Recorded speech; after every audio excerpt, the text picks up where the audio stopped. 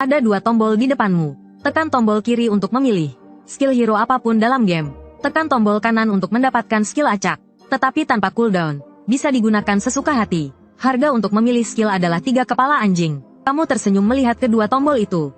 Hanya anak kecil yang memilih. Aku mau keduanya. Lalu kedua tombol ditekan bersamaan. Ikon skill yang tak terhitung jumlahnya muncul di benakmu. Dan kamu telah membuat pilihan. Aku pilih memanggil Andit. Jika dipadukan dengan tanpa cooldown, bukankah aku bisa memanggil jutaan pasukan tengkorak dengan lambaian tangan? Saat pilihanmu selesai, suara sistem tiba-tiba terdengar di benakmu. Selamat, tuan rumah telah menyelesaikan pilihan. Identitas tuan rumah telah diberikan. Necromancer, skill, memanggil Andit. Teleportasi dimulai. Saat membuka mata kembali, kamu menemukan dirimu telah berpindah ke dunia, di mana setiap orang bisa membangkitkan job. Dan pemilik asli tubuh ini baru saja membangkitkan job Necromancer. Kamu segera membuka panel statusmu.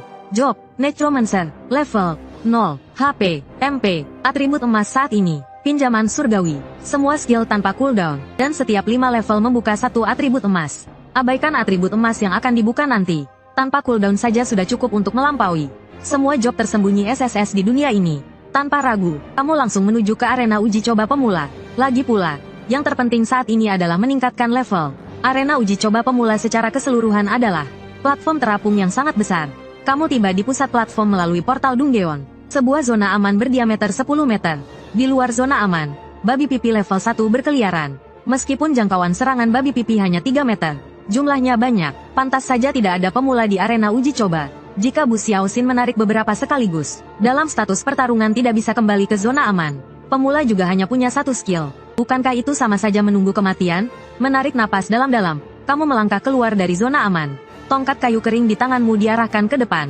Memanggil Andit, 2 asap hitam melesat keluar dari tongkat kayu kering. Dalam sekejap mata, 2 kerangka terbentuk di depanmu. Kamu terus merapalkan mantra, asap hitam terus melesat keluar. Dalam sekejap mata, 40 kerangka terbentuk. Sekelompok besar yang padat. Namun, meskipun skill dapat digunakan tanpa cooldown, pemanggilan membutuhkan mana. Setelah memanggil 40 kerangka, manamu hampir habis. Tapi itu sudah cukup. Bunuh. Dengan satu pikiran, segerombolan tengkorak berhamburan keluar, dan menerkam babi pipi di sekitarnya. Babi pipi memiliki HP yang cukup tinggi, tetapi mereka tidak dapat menahan keroyokan para tengkorak. Berhasil membunuh babi pipi, memperoleh 10 poin pengalaman. Pesan notifikasi terus bermunculan. Kamu langsung tersenyum lebar. Kamu sengaja meninggalkan 5 tengkorak di sisimu sebagai pengawal. Tengkorak lainnya berlarian di sekitar. Kamu berjalan-jalan dengan santai. Mana pulih menjadi 10 poin. Segera memanggil 2 tengkorak lagi. Seluruh prosesnya sangat santai. Hanya dalam 10 menit, levelmu naik menjadi level 1. Kamu juga mendapatkan 5 poin atribut bebas. Kamu menambahkan ke-5 poin atribut itu ke dalam intelijensi. Sekarang, manamu menjadi 250 poin. Melihat gerombolan tengkorak di sisimu, kamu mengeluarkan sihir lagi. Menghabiskan semua manamu, pasukan tengkorak bertambah besar lagi. Kamu tidak lagi puas dengan babi pipi. Kamu menuju ke area luar. Monster level 2, serigala kelabu. Setelah farming selama 2 jam, levelmu berhasil naik ke level 5. Matamu berbinar. Kamu buru-buru membuka panel. Tanpa melihat atribut lainnya, kamu langsung menambahkan poin atribut ke intelijensi. Lalu kamu tidak sabar untuk melihat panel skill. Karena di level 5, kamu akan membuka skill baru dan atribut emas baru. Selamat mendapatkan skill baru, ledakan mayat, tanpa biaya. Mengendalikan tengkorak yang dikendalikan untuk meledak. Menghasilkan 300% kerusakan sihir ke semua unit musuh dalam radius 2 meter. Melihat deskripsi skill itu, kamu menarik napas dalam-dalam. Kamu melihat lagi ke gerombolan tengkorak yang sedang membunuh monster di sekitarmu. Ini bukan tengkorak biasa. Saat ini kamu telah sampai di area banteng retak level 5. Banteng retak memiliki HP dan pertahanan yang tinggi. Kecepatan serangan tengkorak sudah jauh lebih lambat. Dengan satu pikiran, belas tengkorak bergegas ke arah gerombolan banteng retak. Kemudian terdengar suara ledakan. Belasan tengkorak meledak di tempat. Berhasil membunuh banteng retak, memperoleh 50 poin pengalaman. 8 banteng retak meledak sekaligus, memberikan 400 poin pengalaman. Astaga, hebat sekali. Kamu berseru kaget. Sayangnya, mana tidak cukup untuk memanggil lebih banyak tengkorak. Jika semua tengkorak meledak, tidak ada waktu untuk memanggil lagi. Kalau tidak, farming monster akan lebih menyenangkan. Tiba-tiba kamu ingat bahwa kamu lupa memeriksa atribut baru yang terbuka. Kamu membuka panel atribut lagi. Atribut, transfer bunga, efek, 100% kerusakan yang diterima pemain akan dialihkan ke makhluk yang dipanggil. Melihat ini, kepalamu terasa meledak. Artinya, selama ada makhluk yang dipanggil, kau tidak akan mati, bahkan tidak akan kehilangan darah. Digabung dengan skill tanpa cooldown, Panggilan tak ada habisnya, benar-benar abadi, terlalu kuat. Astaga, kau tak bisa menahan diri untuk mengumpat. Kau sendiri merasa atributmu agak terlalu kuat. Saat ini, waktu telah menunjukkan tengah hari. Setelah berlatih sepanjang pagi, perutmu keroncongan. Jadi, kau keluar dari arena uji coba.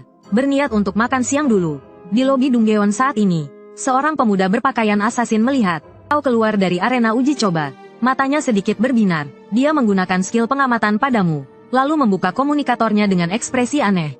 Dia segera mengirim pesan ke Qin Wuyao. Nona, dia keluar dari arena uji coba.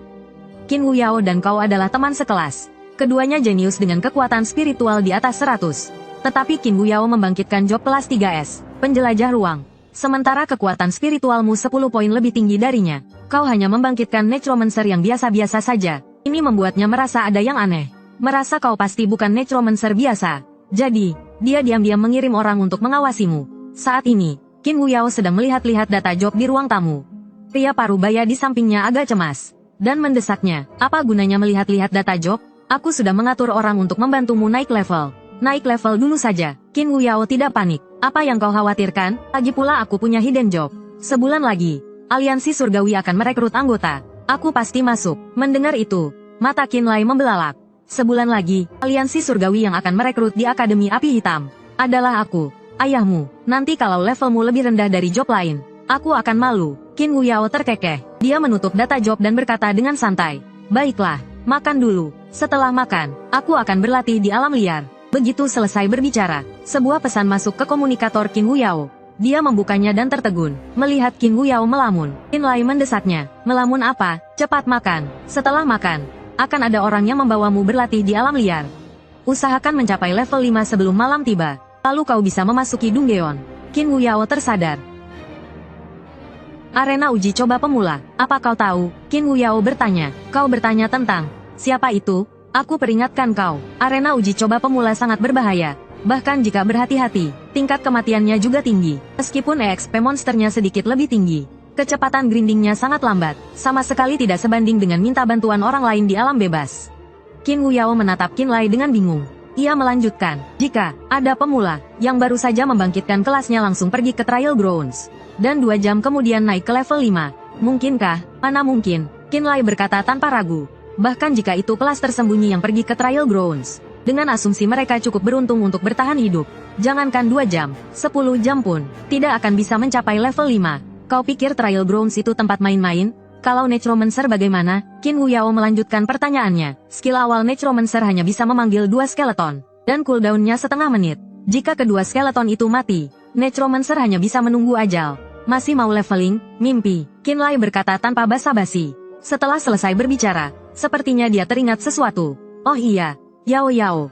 Dalam kebangkitan kelas kali ini, selain dirimu, apakah ada bibit unggul lain yang menurutmu bagus? Qin Wuyao mengangkat bahu dan berkata, ada satu, tapi aku belum bisa memberitahumu. Kenapa tidak bisa? Selain dirimu, hanya ada 5 kelas langka. Aku hanya ingin bertanya bagaimana kelima orang itu. Qin Lai berkata seolah itu wajar. Kelima orang itu, tidak tahu, tidak kenal. Qin Wuyao langsung menggelengkan kepalanya. Kalau bukan mereka, lalu siapa? Kelas biasa yang ingin bergabung dengan Heavenly Dao Alliance. Itu tidak mungkin, kata Qin Lai. Qin Wuyao tidak menjawab, melainkan membuka komunikatornya dan mengirim pesan. Terus awasi dia. Saat ini kau keluar dari alun-alun pusat, dan berhenti sejenak saat melewati Tian Yuan Lou. Ini adalah restoran paling mewah di Blackfire City. Konon koki yang bekerja di sana semuanya adalah koki kelas atas dengan profesi kehidupan tingkat tinggi. Hidangan yang mereka buat bahkan dapat meningkatkan poin atribut. Tentu saja, harga setiap hidangan juga sangat mahal. Jangankan orang biasa, bahkan orang kaya, belum tentu mampu membelinya. Kau tentu saja tidak memenuhi syarat untuk masuk. Kau hanya lewat dan berencana makan di daerah kumuh. Kau masih punya lebih dari 100 koin emas di sakumu. Cukup untuk makan enak di daerah kumuh. Setelah berfoya-foya di daerah kumuh, lebih dari 100 koin emasmu hampir habis. Barulah kau kembali ke Aula Dunggeon. Pemuda asasin sebelumnya telah mengikutimu sepanjang jalan. Tapi secara tak terduga, kau tidak melanjutkan ke arena uji coba, melainkan pergi ke area Dunggeon Team. Di sini, terdapat beberapa area berdasarkan level. Kau pergi ke area di bawah level 10. Pilihannya tidak banyak. Hanya ada 2 Dunggeon.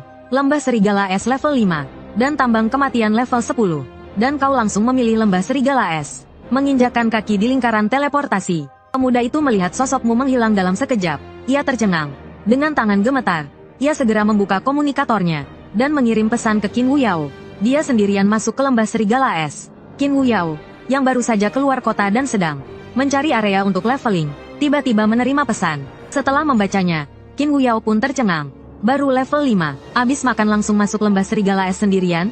Ini kan cari mati. Setelah berpikir sejenak, Qin Wuyao membalas. Terus awasi, kalau dia bisa keluar hidup-hidup, segera beritahu aku. Setelah memasuki Dunggeon, dingin yang menusuk membuatmu menggigil. Di depanmu terbentang lembah yang tertutup salju. Jalan berkelok menuju bos terakhir, Raja Serigala Es. Mengambil napas dalam-dalam, kau melangkah maju. Lalu, kau menancapkan tongkat kayu kering ke tanah. Dan kerangka-kerangka tak terhitung jumlahnya bermunculan. Sekarang, kau memiliki 450 poin mana. Totalnya, kau bisa memanggil 90 prajurit kerangka. Lalu, kau mengayunkan tongkatmu. Dan pasukan kerangka itu bergerak maju. Kemanapun mereka pergi, tak ada yang tersisa. Semua serigala es yang ditemui, dibantai oleh kerumunan prajurit kerangka. Berhasil membunuh serigala es, mendapatkan 70 poin pengalaman. Pengalaman yang lumayan, lebih tinggi dari monster level sama di arena uji coba. Yang terpenting, bukan hanya pengalaman. Monster kecil di Dunggeon juga bisa menjatuhkan equipment dan koin emas. Jadi, para prajurit kerangka membuka jalan. Sementara kau fokus mengumpulkan barang-barang yang dijatuhkan. Tak lama kemudian, kau sampai di area Serigala Es Elite pertama. Serigala Es Elite bertubuh besar dan kuat, sangat cepat, dan serangannya juga kuat. Serangannya juga memiliki atribut es. Tapi makhluk ini sama sekali tidak punya kesempatan menyentuhmu. Saat memasuki area pertempuran, sekelompok kerangka langsung menyerangnya. Kemudian, 20 prajurit kerangka mengepung Serigala Es Elite dan menyerangnya bertubi-tubi. Serangkaian angka kerusakan muncul, HP Serigala Es Elite langsung habis dan ia jatuh sambil meraung. Cahaya biru berkilauan di bangkai serigala itu. Matamu berbinar dan kau mendekat dengan penuh semangat. Keberuntunganmu cukup bagus. Serigala es itu menjatuhkan jubah serigala es. Level 5, intelijen bertambah 13 poin. Kau malas melihat atribut pertahanan lainnya. Karena toh tidak terpakai, tapi 13 poin intelijen ini dapat memberimu tambahan batas mana sebesar 130 poin. Artinya, kau bisa memanggil 20 lebih prajurit kerangka. Maka, kecepatan membunuh monster pun semakin cepat. Hanya dalam 20 menit, kau tiba di area Raja Serigala Es. Raja Serigala Salju dengan bulu putihnya, yang hampir berkilau seperti logam, sedang berkeliaran di area bos. Ukurannya lebih besar daripada Serigala Salju Elite. Sepertinya ia menyadari ada penyusup di wilayahnya. Raja Serigala Salju menghentikan langkahnya. Ia menatap tajam ke arahmu. Kau menatap Raja Serigala Salju, mengangkat alismu, dan bergumam, apain lihat-lihat, lalu kau mengayunkan tanganmu, dan 100 pasukanmu menyerbu, dan meledakkan diri secara bersamaan. Kasihan Raja Serigala Salju, untuk pertama kalinya dalam hidupnya merasa begitu terhina. Bahkan belum sempat bergerak, ia langsung hancur berkeping-keping. Berhasil mengalahkan bos Raja Serigala Salju, mendapatkan 1000 poin pengalaman. Di bawah kaki Raja Serigala Salju juga muncul 2 perlengkapan. 1 perlengkapan biru, matamu berbinar. Dengan gembira kau berlari untuk mengambilnya. Yang biru adalah sepatu zirah berat. Meskipun kau tidak bisa menggunakannya, kau bisa menjualnya. Perlengkapan langka ungu itu ternyata sebuah tongkat sihir. Pas sekali untukmu, tongkat sihir Serigala Salju. Kau pernah mempelajari strategi ruang bawah tanah di akademi. Tongkat sihir Serigala Salju adalah senjata sihir terbaik yang bisa didapatkan dari lembah Serigala Salju. Tapi tingkat dropnya sangat rendah. Mencoba 100 kali pun belum tentu mendapatkannya. Harganya di pasar sekitar 8.000 koin emas. Ini benar-benar harta karun bagimu. Yang terpenting, tongkat sihir Serigala Salju sebagai senjata, meningkatkan kecerdasan paling banyak, yaitu 30 poin. Pemuda asasin yang sedang menunggu di luar dengan bosan, tiba-tiba melihat sosokmu muncul di lingkaran teleportasi dan tertegun. Matanya melotot dan ia segera melihat waktu. Ia menyadari bahwa sejak kau memasuki lembah Serigala Salju, baru 20 menit berlalu. Tidak mungkin, orang ini pasti menyerah di tengah jalan, pikir pemuda itu dalam hati. Karena bahkan tim 5 orang normal yang menjelajahi lembah Serigala Salju membutuhkan setidaknya 1 jam lebih. Tapi saat ia berpikir begitu, ia tiba-tiba melihat apa yang kau kenakan dan pegang. Jubah sihir Serigala Salju dan tongkat sihir Serigala Salju. Kepala pemuda itu terasa seperti meledak. Belum lagi ini pertama kalinya kau menjelajahi lembah Serigala Salju, dan beruntung mendapatkan tongkat sihir Serigala Salju. Ini sudah membuktikan bahwa kau memang telah menyelesaikan lembah Serigala Salju. Ekspresi pemuda itu langsung menjadi serius. Orang ini, sungguh luar biasa. Sementara itu, kau telah memilih untuk memasuki ruang bawah tanah lagi. Masih dalam tingkat kesulitan normal. Speedrun, pemuda itu segera membuka komunikatornya dan melapor ke Qin Wuyao. Dia keluar, sendirian. 23 menit. Speedrun lembah Serigala Salju. Dia memakai jubah sihir Serigala Salju dan mendapatkan tongkat sihir Serigala Salju. Untuk perolehan lainnya, aku belum tahu. Di luar kota, Qin Wuyao sedang duduk bosan di atas batu, menyaksikan orang-orang dari keluarga Qin membantunya memburu monster. Ia tertegun melihat pesan itu. Dia tidak peduli dengan keberhasilanmu. Dia tidak menyangka kau bisa keluar hidup-hidup. Apalagi menyelesaikan Frostwolf Valley dalam 23 menit. Jadi, dugaanku benar. 130 kekuatan roh. Meskipun berganti profesi menjadi Necromancer, Ahman tidak mungkin biasa-biasa saja. Dibandingkan dengan Dora A, profesi tersembunyi mana yang bisa melakukan ini? Qin Wuyao sedikit menyipitkan matanya. Profesi yang dibangkitkan bersama Dora A. Meskipun Qin Wuyao baru mulai naik level, tetapi karena ada orang-orang dari keluarga Qin yang membantunya memburu monster, dia sudah level 2 sekarang. Tapi kau sudah level 5 sebelum makan siang. Sekarang, kau bahkan sendirian menyelesaikan Frostwolf Valley di dalam kota. Perbedaannya terlalu besar, tapi dia benar-benar tidak mengerti bagaimana kau melakukannya. Necromancer level 5 hanya memiliki 2 skill, Summon Undead dan Corpse Explosion, dan hanya bisa memanggil 2 Undead. 2 kali Corpse Explosion, dengan cooldown 10 menit. Selain itu, tidak ada cara lain. Semakin dipikirkan, semakin tidak masuk akal. Kepala Qin Wuyao sampai berdengung. Sementara kau, keluar masuk Frostwolf Valley, karena semakin terlatih, ditambah dengan peralatan Frostwolf Staff dan Frostwolf Robe, batas manamu meningkat, dan jumlah skeleton soldier juga semakin banyak. Kecepatan memburu monster juga semakin cepat.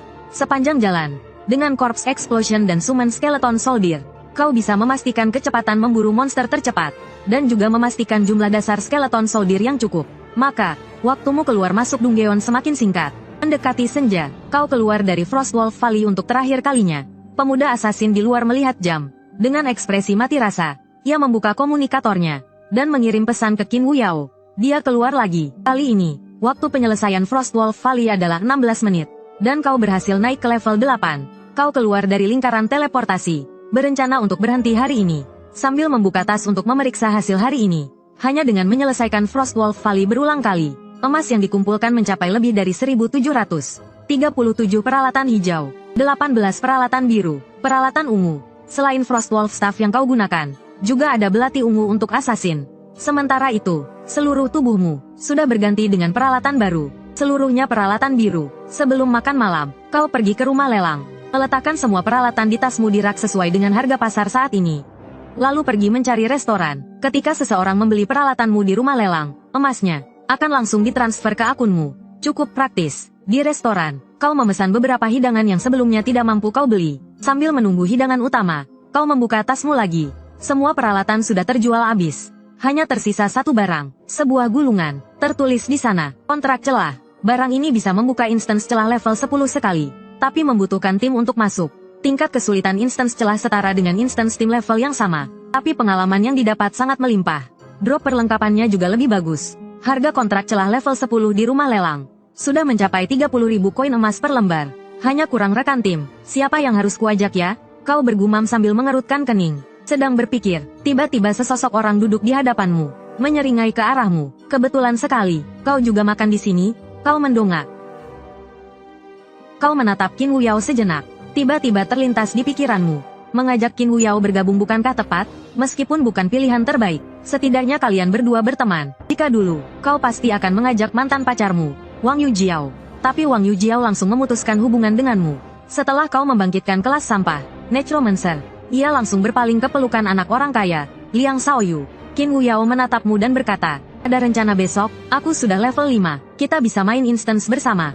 Kau menyela, meletakkan kontrak celah di atas meja. Kalau kau tertarik, besok kita selesaikan ini. Bagi hasilnya 70/30. Bagaimana? Qin Wuyao tertegun, menatap gulungan di atas meja dengan heran.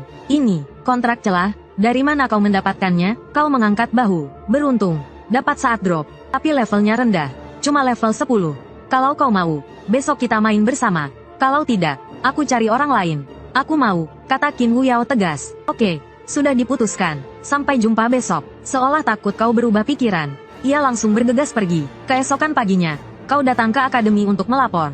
Hari ini juga merupakan hari yang penting. Papan peringkat level pendatang baru akan diumumkan. Baru saja memasuki gerbang sekolah, kau melihat Liang Xiaoyu merangkul Wang Yujiao masuk bersama. Liang Xiaoyu juga menyadari keberadaanmu. Ia menarik Wang Yujiao ke hadapanmu, sambil merangkul Wang Yujiao. Ini bukan hanya untuk mengejekmu, tetapi juga sebagai pelampiasan dendam selama 3 tahun mengejar Wang Yujiao. Tanpa hasil, ia ingin semua orang tahu bahwa pada akhirnya, orang yang mendapatkan Wang Yujiao adalah dia, Liang Xiaoyu.